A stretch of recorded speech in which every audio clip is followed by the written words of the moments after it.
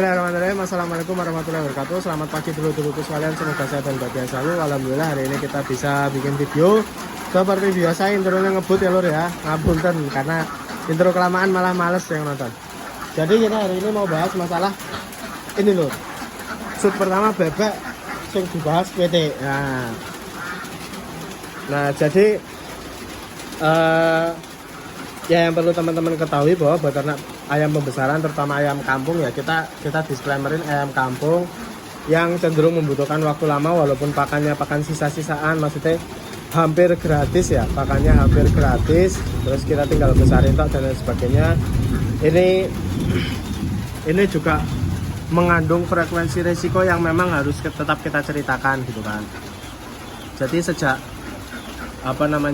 kayaknya 2 minggu terakhir ini udah ada 3 kematian, walaupun yang 2 yang mati-mati kecil tapi laki-laki lur, dan 1 yang besar. Nah yang modelnya kayak gundul iki lur, barusan aja mati, barusan banget ning tanganku meneh mati nih. Jadi wis lemes kan, tak pikir ono bapak terus apa tak sembelih saiki gitu kan. Rencananya memang kita mau eksekusi lah dari pagi kok aku rencana pengen eksekusi, cuma ya itu tadi ada kendala apa gitu. Kendalanya paling berat ya itu males lur, males dan terlalu optimis bakal sembuh gitu kan. Tak cekoki minuman langsung dan lain sebagainya, ternyata gak kuat dan akhirnya mati gitu kan. Nah ketika ada ayam mati seperti itu, yang harus kita lakukan pertama kali ya lur ya, pertama kali yang saya sarankan adalah cek lur, cek apakah ada ayam yang dengan kondisi yang sama, maksudnya lemes, gak mau ikut makan dan lain sebagainya. Tadi wis tak cek, ada indikasi tapi pas tak pegang ya masih mau lari, jadi ya wis lah, menurutku aman gitu kan, aman. Kedua ya segera mungkin ayamnya dipisahkan, tapi tadi matinya di luar sih lur. Pas tak angkat itu dia keluar kayak mulutnya keluar kayak air putih-putih gitu loh. Pas angkat masih hidup terus keluar putih-putih di depan bapakku, ya Pak ayo sembelih gitu kan. Pas keluar mau pinjem bendo karena di sini nggak ada kan, rencananya mau dibawa juga wis karat kan, terus nyeleh wae Pak kene lah gitu kan. Ternyata bapak wis siap-siap mau pinjem, diletak ayamnya. Pas bapak lihat mati kuwisan, padahal pas tak pegang masih gerak-gerak gitu. Terus bapak ngomong mati, tak goyang-goyang, walah yo mati. Sebenarnya nggak ada yang sia-sia loh, mati ya memang belum rezekinya kita. Kayak tadi ya biasa lah, orang tua pasti mengajarkan yang baik kan, ngomong ya belum rezekinya berarti bakar apa awalnya pendem wae nek ora dibakar gitu kan. Terus tak bakar karena posisi ayamnya besar. Kalau ayamnya terlalu kecil biasanya tak bakar sampai habis lur, kalau kayak kecil kayak gitu tuh. Nah tapi kalau misalnya besar kan itu hitungannya belah koyong ini gitu. Nah koyong sing gundul iki lho, kalau besar seperti itu kan dibakar juga lama intinya gitu kan lho. Akhirnya tak bakar, itu lagi posisi saya bakar di sana kayak sikile katakan ya kan. Nanti akan kita kasih ke tetangga yang pelihara lele secara tradisional. Kalau lele pelet jangan, kalau lele pakai pelet kan makanannya harus pelet juga. Kalau dikasih seperti itu langsung ambiar.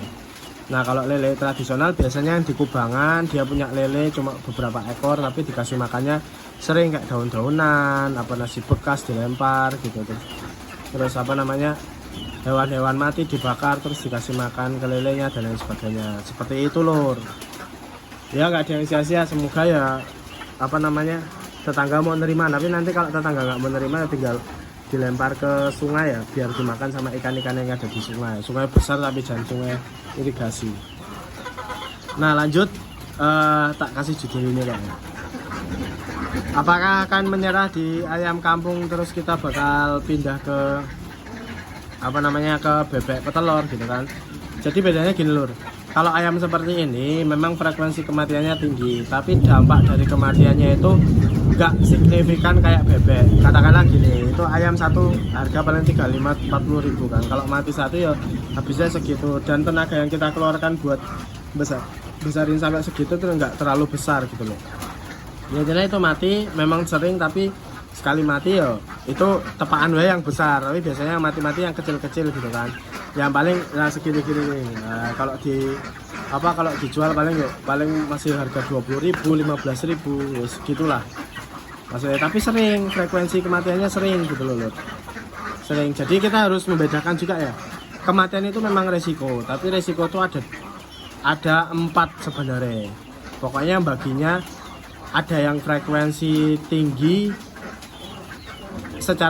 pokoknya dibagi jadi secara frekuensi dan secara dampak intinya gitu. Kalau misalnya apa namanya kan ada kayak ini, secara frekuensi sering, secara dampak nggak terlalu besar. Akhirnya kalau misalnya seperti itu mending tetap bisa dilanjutkan karena mati berapapun dampaknya nggak terlalu besar.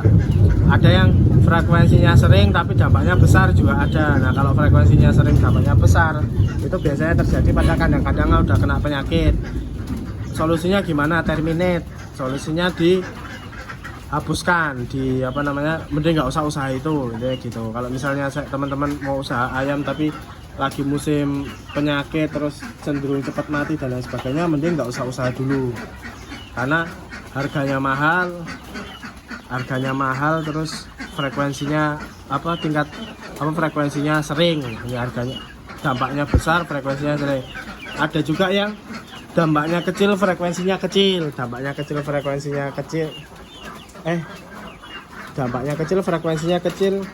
itu kayak apa ya, mungkin pelihara dampak kecil frekuensi kecil itu apa ya, jarang sih ada usaha yang resikonya yang berdampaknya kecil frekuensinya kecil. Intinya misal harga bebek lagi murah teman-teman kan, jangan bebek lah, misal teman-teman pelihara sesuatu yang bertelur lah. Kalau misalnya yang indukan itu mati, nggak terlalu berdampak karena harganya murah, mungkin 30.000 20.000 gitu kan, tapi jarang mati juga. Nah itu bisnis yang bagus seperti itu kan. Nah kalau bebek ini masuk ke frekuensinya jarang, frekuensinya kecil kematiannya, tapi dampaknya lumayan besar. Nah ya, seperti itu ya memang harus kita hadapi lah.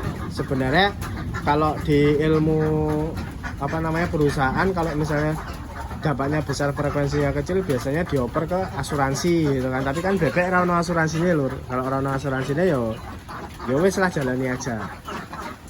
Itu nggak bisa diatasi kalau di dunia peternakan, tapi kalau di dunia bisnis bisa. Misal teman-teman buka toko terus takut kebakaran kan frekuensi kebakaran kan kecil, tapi kalau misalnya terjadi kan dia cukup memakan biaya yang besar, jadinya ada asuransi kebakaran gitu kan.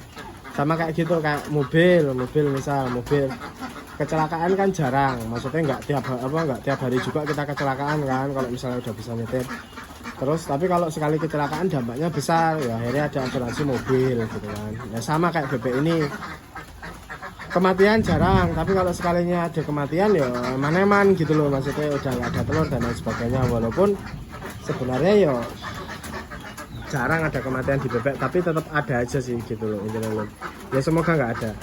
Nah ini yang mengakibatkan saya berpikir dua kali bahwa apakah nanti ayam kampung Purworejo bakal berubah haluan, kita ternak bebek dan lain sebagainya. Kita akan lihat pertumbuhan bebek ini lor. Jadi kalau misalnya bebek ini sesuai tracknya, sesuai on track semuanya lah, bertelurnya bagus, terus pakannya nggak terlalu mahal, bisa bersaing, terus harga jual telurnya juga bagus. Walaupun kalau cuma 20 ekoran ini ya telurnya masih bisa dijual sendiri intinya gitu, nggak harus ke pengepul dan lain sebagainya. Jual pengepul pun ada pengepul yang terpercaya sekarang sementara ini intinya gitu. Ya ada kemungkinan kokot ayam kampungnya terus gede no bebek, mungkin itu nanti jadi isinya anakan bebek semua gitu kan. Kita ini pembesaran bebek, jadi ini jalan, nanti kita nambah kandang-kandang di sana semua jalan, terus sambil kita besarin juga. Jadi kalau misalnya udah ini kita tunggu jalan 6 bulan dulu kan, 6 bulan semuanya jalan, baru kita pelihara yang kecil di sana gitu kan. Jadi ini 6 bulan, kurang 6 bulan lagi baru stop produksi kan. Yang ini 6 bulan turun udah siap produksi buat gantiin kemungkinan, tapi kan kita nggak tahu loh. Kita nggak tahu apakah membesarkan bebek juga biayanya lebih murah daripada beli langsung, kan kita nggak tahu. Walaupun ya lebih lama, tapi kayaknya nggak lebih mahal kalau pakan seadanya gitu, nggak usah repot-repot. Tapi frekuensi kematian tetap besar. Kenapa Thomas kok ayam kampungnya ditinggal? Ya, itu tadi bahwa frekuensi kematiannya cenderung lebih tinggi walaupun dampaknya nggak terlalu besar gitu loh. Maksudnya mati 1-2 minggu mati 1 gitu kan, ya sebenarnya dampaknya nggak terlalu bikin garuk-garuk kepala sih, cuma